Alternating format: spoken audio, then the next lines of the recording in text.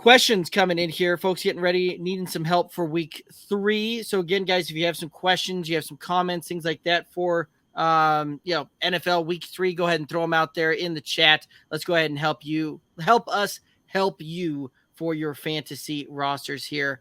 First question coming in, Leadership Lessons asked, they need a tight end to stream this week. Who is your tight end stream candidate?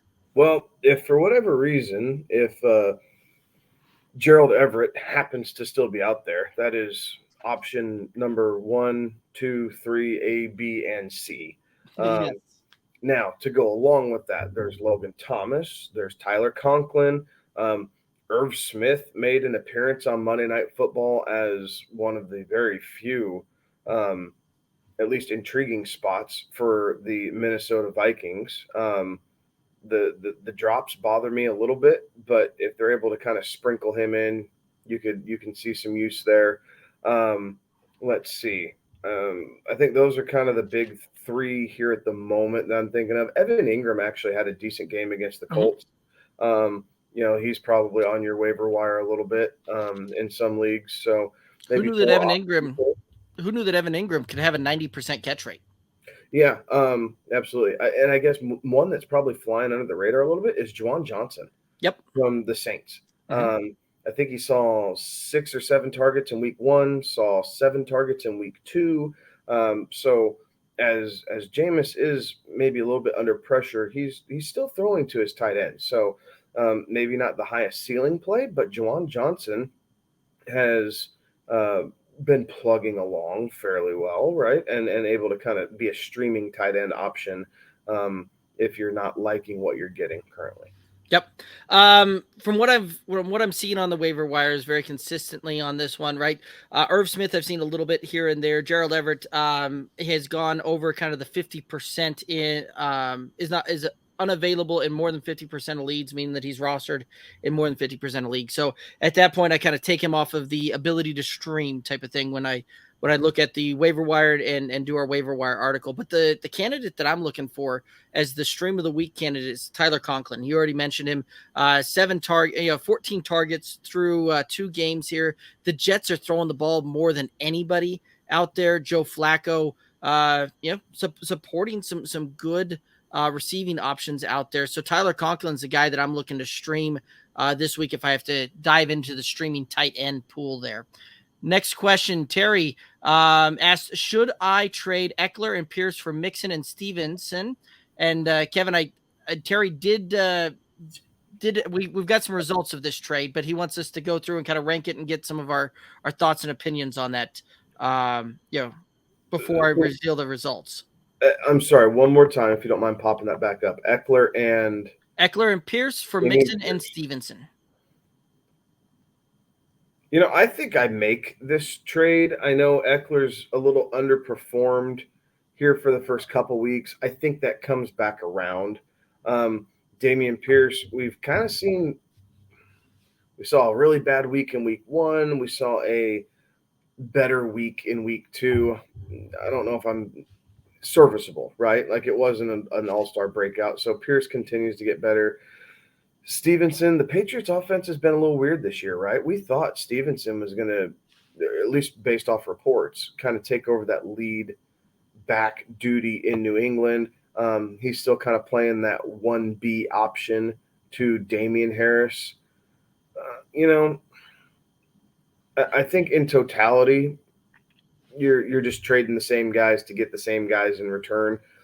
I think I like the work share or the workload upside of Pierce maybe a little bit more to kind of balance some of that out along with Eckler's pass catching ability. So I think maybe I keep on the Eckler side, but just by a tick. And if you really want to pull the trigger, I'm not going to blame you because I've mixed in a lot of leagues.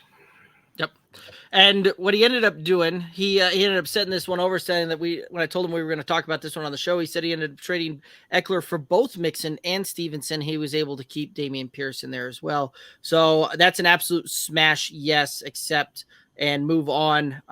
Mixon is a guy that I'm trying to acquire everywhere I can, just simply from the standpoint that he's a buy low, a little bit of a buy low candidate, which is still kind of amazing to me that folks aren't necessarily bought in on on what you've seen out of him the last couple of games and what you saw last season on that one. Cincinnati hasn't necessarily looked great though, so I can see some of it from that side. Alrighty. Next question coming in here. Would you drop TJ Hawkinson for Logan Thomas or Gerald Everett, or should I hold? It's a redraft non-PPR. Thoughts on this one? For me, I certainly wouldn't. I would take Everett over Thomas. So at that point, Thomas is a back burner for me. So at that point, it becomes TJ Hawkinson for Gerald Everett. I know which way I'm going to go, but I'm curious to see what your thoughts are. Truth be told, instead of dropping Hawkinson, I would try and flip him. Mm-hmm.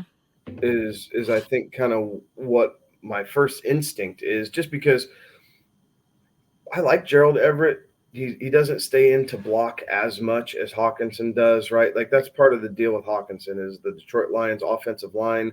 When they're healthy, he runs a lot of routes. But as soon as one of those offensive linemen get dinged up, Hawkinson kind of gets pulled back in and becomes the de facto sixth offensive lineman because he is a very good blocker as well. Man, I'm going to say no. Only, man, I'm assuming it's like a short bench, like an ESPN league or something like that. It's kind of what I'm thinking. Like, I understand the allure behind it, and I wouldn't fault you based off of how bad Hawkinson's first couple of games have been. But I think we're all under the impression that Hawkinson's going to continue to get more involved, right? Like we saw DJ Chark take a goose egg against a Washington Commanders team that was freely giving it up to Amon-Ra St. Brown. The offensive line is nearing full health. I think their right guard, I believe, is coming back from injury next week. And the center should be back here pretty quick too, Ragnow. Yeah. And he's one of the better centers in the league there. So that offensive line, which has been good so far, is only going to get better. Yeah, I'd agree. So I think, man, I'd love to have a piece of them both, especially if it's any type of a tight end premium. But with it being a non-PPR, I think you're getting about the same result out of both of them, right? You're hoping for a touchdown. You're expecting, 50 yards or so out of each one of them each and every week. So I don't know that you're necessarily upgrading with it being a non-PPR. So I think I keep Hawkinson for now. Okay. I think is what I want to do. So and that's kind of the same route that I took on this one. I'm going to keep Hawkinson on this one instead of dropping him for Gerald Everett.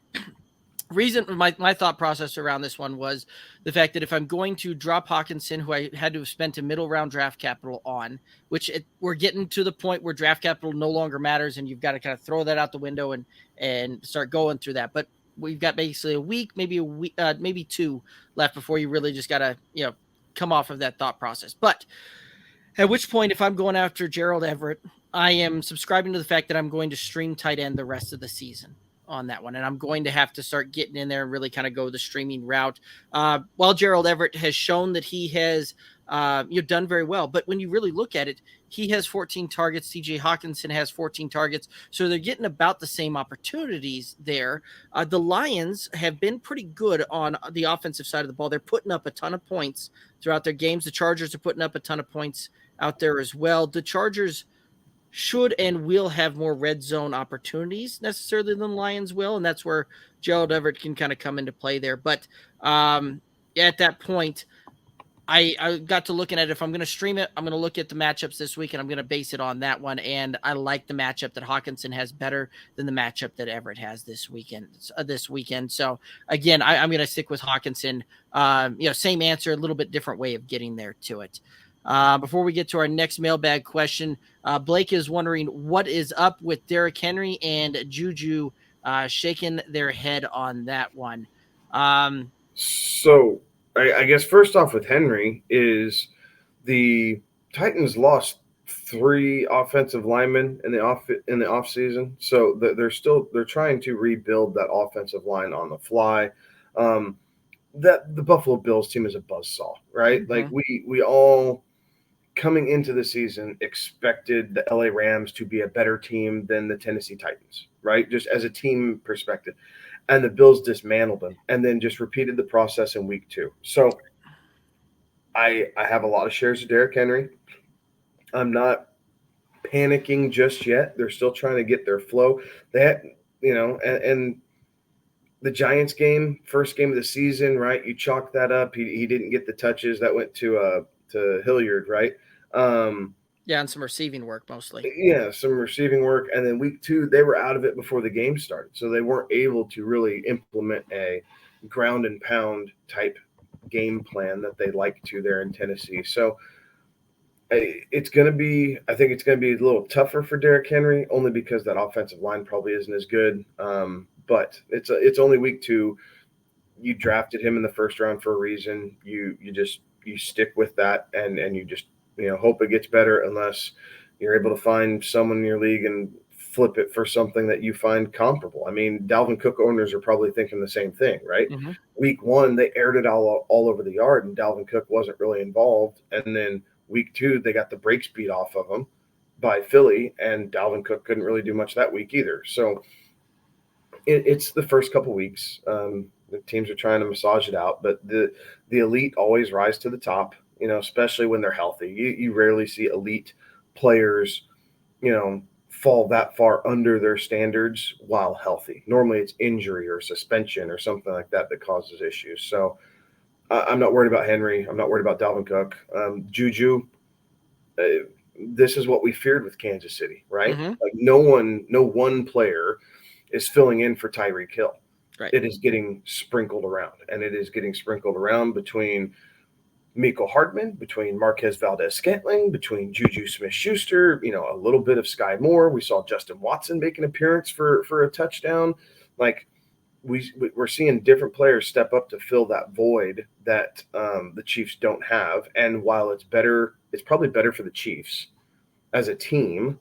It's not good for fantasy owners. So you're going to see some good weeks out of Juju, and you're going to see some ugly weeks like here in week 2. And it's just going to be, you're playing him in your flex, right? Like he's not a wide receiver 2 candidate. He is a flex candidate. And you're playing matchups with him, seeing if you can gamble on the right week. Right. And that was the thing too, right? I had several folks that when we would talk to people in the industry, that kind of stuff. And we had some of those conversations early on in the season. And I was telling folks that Kansas City's offense was still going to be all right. Like this was an addition from subtraction type of thing for the KC offense, where they were just going to have multiple receivers. It wasn't going to be, one guy kind of picking that up. Which is kind of what we've seen play out here. That KC offense still looks all right out there, but it was one of those that was a notion that was not very well thought of during the offseason there. So anyway, we'll go ahead and kind of move on there. Hope that answers your question there. Blake asking, do I drop for Mixon? Do you drop Derrick Henry for Mixon? No, I don't know that you necessarily do that. Well, I would, but I'm a big Joe Mixon truther out there. Quite frankly, you should have both of them on your roster if you can. Yes, I agree with your last sentence. First and foremost, if for whatever reason it's player just one or the other, just weird league setup or whatnot, I think I do, because Mixon's involved in the passing game, especially if you're in a PPR league, right? Like what Mixon may not get weekly in carries, he does kind of see in 3 or 4 targets a week out of the passing game, and really. Mixon's yardage didn't look good against the Cowboys. He still had 19 carries, right? Yep. He had 19 carries, 54 yards, and 2 or 3 receptions. But it's not a bad ad. I mean, I can see why you would do that. Yeah, I like it. Alrighty. We had a question coming in on Twitter while we were on here. Do I make this trade? They receive Waddle, Zeke, and Freiermuth. I think he trades away Aaron Jones, Jacoby Myers, and Albert O. He has McCaffrey as the other back, but don't have a top tier receiver, so that's why I'm trying to get one. So, yeah, it's he's getting Waddle, Zeke, Freiermuth, trading away Aaron Jones, Jacoby Meyer, and Albert O. Albert O to Freiermuth, that's a big upgrade there. Waddle to Myers, that's a pretty decent upgrade there. Jones to Zeke, that's a pretty big downgrade. I'd maybe see if there was another running back piece that I could get there, but I'm not necessarily opposed to making that trade. No, I'm not opposed to making it. I'm not opposed. As long as you understand what your expectations are with Zeke, I think you're all right. I think we could see a bit better game out of Zeke here this coming Monday night against the Giants. Again, another team with offensive line. They're rebuilding that offensive line. You have a backup quarterback. Your running back is supposed to be your best friend. Obviously, Dallas has two of them, but it really hasn't been lack of touches that has been Zeke's problem. He ran better than I expected against the Buccaneers. And the Bengals did a pretty good job keeping him in check, right? Like they did a lot of loaded boxes trying to make Cooper Rush beat him. He was able to just enough, right? And make just enough plays to kind of drive the Cowboys down and win that game. But I'm not opposed to that trade. And yes, Zeke to Jones is a bit of a downgrade, but with upgrading at wide receiver and getting a piece of that Miami offense and upgrading at tight end, I think you're going to see Freiermuth consistently be better than Albert O. If that's the one downturn, then I think you make up for it in total points, assuming that all three of these guys on both sides were starters. Yep, I like it. I'd probably do it as well there. Blake saying, can we talk about how D Swift is killing it so far this season? His performance is outstanding. Absolutely. It's one of the reasons I took him in our home league draft with my first round pick, and was the guy that I was secretly hoping would fall to me at my spot there. The Lions, and I've been saying this for a while, the Lions are going to surprise people this year. And they were kind of my dark horse to finish second in that division, in the NFC North there. Any thoughts on the D Swift? I know that's your guy from Georgia. No, absolutely, right? So week one was amazing, right? Had 15 attempts for 144 yards and a touchdown, 3 receptions on top of that for another 31. Week two, the attempts were way down. And a lot of that was game script, 5 for 56, but he also saw 5 targets, another 2 receptions, and got the touchdown out of the air, right? So realistically, kind of week two is what we grew to expect last year, essentially, right? Like he doesn't do as much between the tackles, but can be dynamic at times, especially if he's going off tackle where he can make a guy miss. He's very useful in the passing game. As soon as Detroit's defense catches up to where their offense has been here these first couple weeks, I think Swift becomes even more relevant. Mm-hmm. But right now, back-to-back weeks, they've gotten in shootouts. Week one, they're able to do it via the ground with his 144 yards. Week two is passing. It is all Amon-Ra St. Brown, right? And his ability to, break off a couple long catches. Obviously, the 48, 49-yard rush that St. Brown had also. And so eventually that'll balance out a little bit. But selfishly, I hope not, because I'm a St. Brown owner.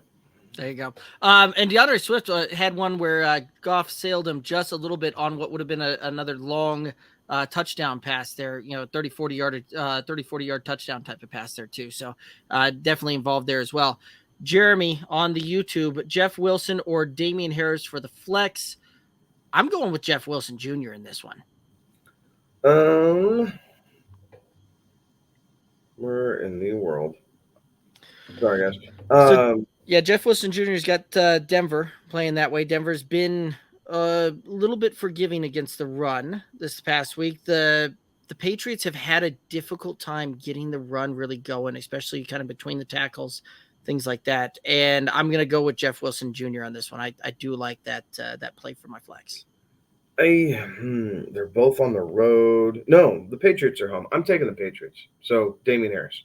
Okay. I'm taking the home game. Yes, it's against a tough Baltimore defense, but the Broncos, while yes, slightly leaky against Dameon Pierce, didn't give up any big chunk plays.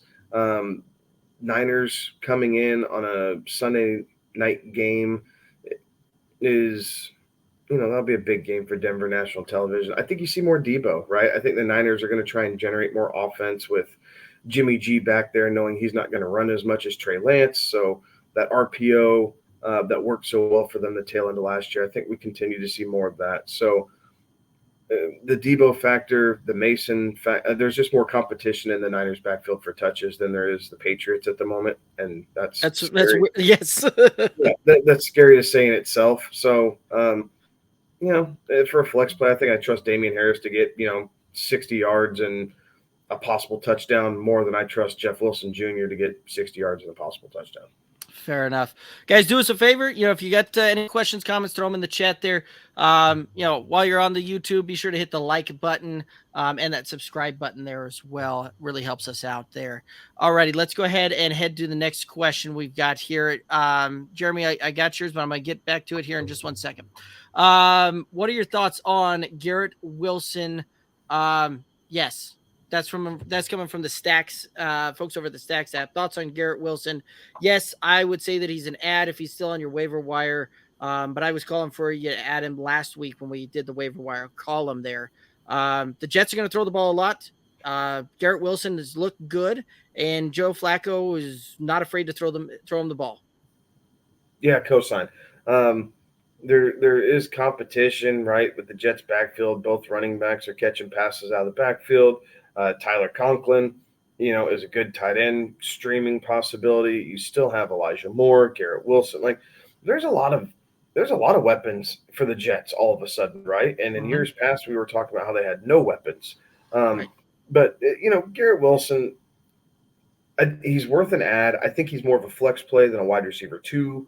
At least at this point. But as we continue to see his rookie year develop and how Joe Flacco, at least for this week, and then Zach Wilson use him, it might elevate his status a little bit. But I would definitely add him. He had a great game there against Cleveland and part of their comeback for the win.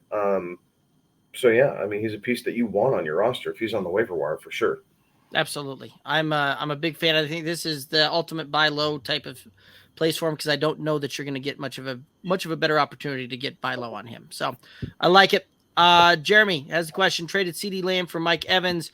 Yes, no. What do you think? I like the trade personally.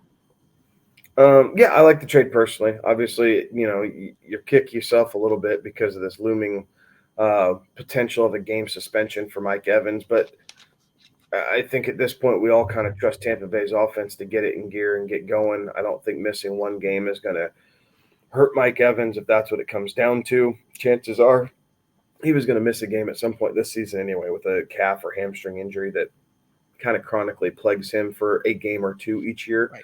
So I still think he's well on his way towards, 1,100 yards and, 8 to 10 touchdowns. Absolutely. I like it. Blake saying, Tua, what a dog in week 2. What are your guys' thoughts on rest of this year with Tyreek Hill? So thoughts on Tua rest of the season. What do you think here?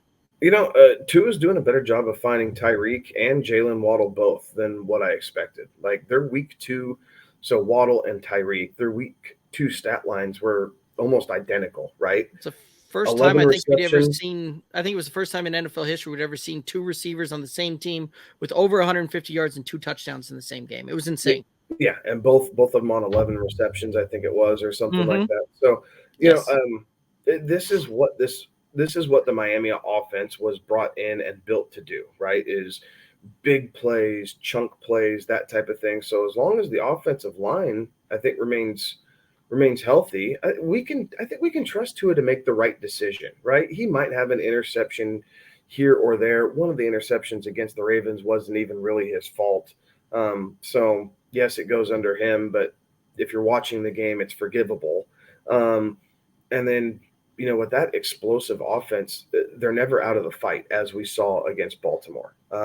This week coming up against the Bills will be a challenge for them for sure, with as well as the Bills have been playing.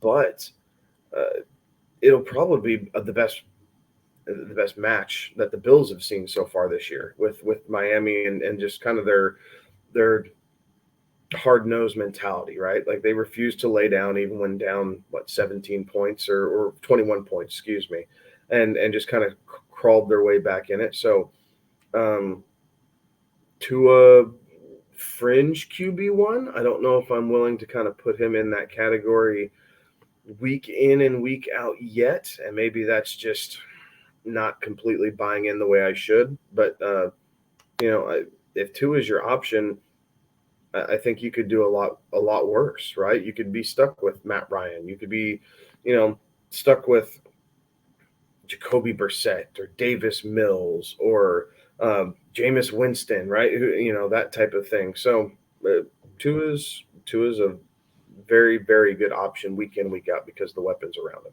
Yeah, I think you're right. I think that's kind of where I've got him there as well, as kind of that fringe QB1 type of thing there. Not necessarily as a locked in QB1 weekly set it and forget it type of QB, but he will certainly have his weeks. He'll certainly flash. I think that you're also going to see other weeks where he potentially puts up a little bit of a dud there. But that's what you kind of expect from a fringe QB1 as well there. As far as Tyreek Hill goes, rest of the season, you and I both had him kind of as a top 6 wide receiver coming into this season, and I don't think that changes. That certainly doesn't change with a performance like we just saw there as well, right? Like Tyreek's a type of player that can literally put up an entire stat line to get you a wide receiver one in one play.